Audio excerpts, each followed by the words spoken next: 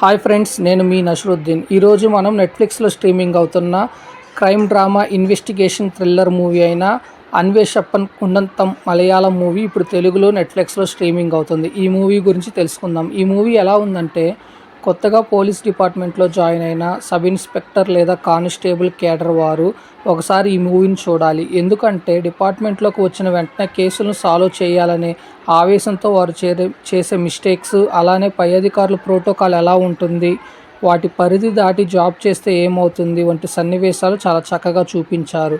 ఈ అన్వేషప్పన్ కండంతం మూవీలో ముఖ్యంగా ఒక క్రైమ్ ఇన్వెస్టిగేషన్ ఎలా చేయాలి, మనము సక్రమార్గంలో ఇన్వెస్టిగేషన్ చేసే టైంలో మనపై అధికారులు ప్రెషర్ ఏ విధంగా ఉంటుంది, ఆ టైంలో వచ్చే సన్నివేశాలు చాలా చక్కగా ఉంటాయి.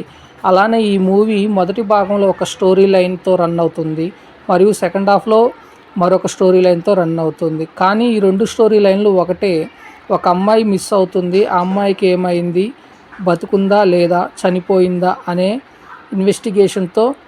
ఇన్వెస్టిగేషన్లో చనిపోయిందని తేలాక ఆ అమ్మాయిని ఎవరు చంపారు, ఎలా చంపారు, చంపిన వారు ఎవరు, అటువంటి సీన్స్ బాగా ఆకట్టుకుంటాయి. అలానే మనం కూడా ఆ స్టోరీకి కనెక్ట్ అయ్యేలా స్క్రీన్ మీద కనిపించే పాత్రలను మనము జడ్జి చేస్తాము. ఆ స్థాయిలో ఈ మూవీ స్టోరీ లైన్కు కనెక్ట్ అయ్యేలా డైరెక్టర్ ఈ మూవీని చిత్రీకరించారు. మరియు ఫస్ట్ హాఫ్లో వచ్చే ట్విస్ట్లు, అలానే ఆ కేసులో ఇన్వాల్వ్ అయిన ఆఫీసర్లు సస్పెన్షను, అలానే ఆ సస్పెన్షన్ను తీపించడానికి ఆఫీసర్లకు ఒక ఆన్ ఆఫ్ రోల్ జాబు, ఒక కేసు ఇవ్వటము, అది ఎవరు సాల్వ్ చేయలేని కేసు అవ్వటము, దానికి ఎలా ఛేదించారు అనేది సెకండ్ హాఫ్ ఉంటుంది. కానీ స్టోరీ లైను ప్రెజెంటేషన్ బాగున్నప్పటికీ స్లో నేరేషన్ కొంత సహనాన్ని పరీక్షిస్తుంది. మరియు మధ్యలో వచ్చే ట్విస్ట్లు కొంతమేర ఉపశమనం కలగటం బాగుంటుంది. అలానే ఈ మూవీ మొత్తం 1990 కాలం నాటి స్టోరీ లైన్తో రన్ అవుతూ అప్పటి పరిస్థితులు, అలానే అప్పటి కాలానుగుణంగా చిత్రీకరించడం చాలా చక్కగా ఉంటుంది. ఇకపోతే ఈ మూవీ స్టోరీ లైన్ వచ్చేసి, ఆనంద్ నారాయణ్ సబ్ ఇన్స్పెక్టర్, అతను కొత్తగా జాబ్లో జాయిన్ అయ్యి అతని స్టేషన్ పరిధిలో ఒక అమ్మాయి మిస్సింగ్ అవటము, మిస్ కేసు నమోదు అవటము హంతకుండు ఆనంద్ మరియు టీం పట్టుకుంటుంది. అయితే అనూహ్య పరిణామాల కారణంగా వాళ్ళందరూ సస్పెండ్ అవుతారు. జనం ముందుకు ఆనంద్ దోషిగా నిలబడాల్సి వస్తుంది.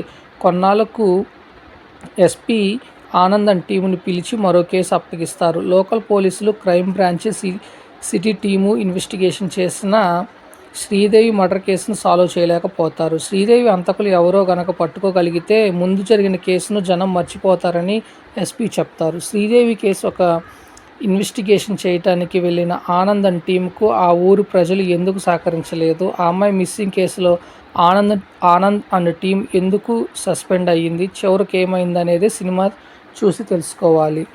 ఫైనల్గా ప్రస్తుతం ఓటీటీలో ఉన్న క్రైమ్ డ్రామా ఇన్వెస్టిగేషన్ థ్రిల్లర్ మూవీలో ఈ అన్వేషప్పన్ కండంతం మూవీ చాలా చక్కగా ఆకట్టుకుంటుంది.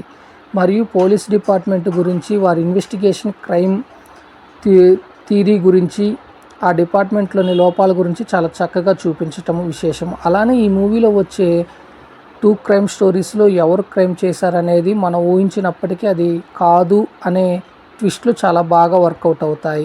ఇకపోతే ఈ మూవీ ప్లస్ పాయింట్స్ వచ్చేసి నటీనటుల acting, BGM, story line, investigation theory. Minus points వచ్చేసి ఫస్ట్ హాఫ్ మరియు సెకండ్ హాఫ్లో వచ్చే అక్కరలేని కొన్ని సన్నివేశాలు, అలానే slow narration. Thank you friends.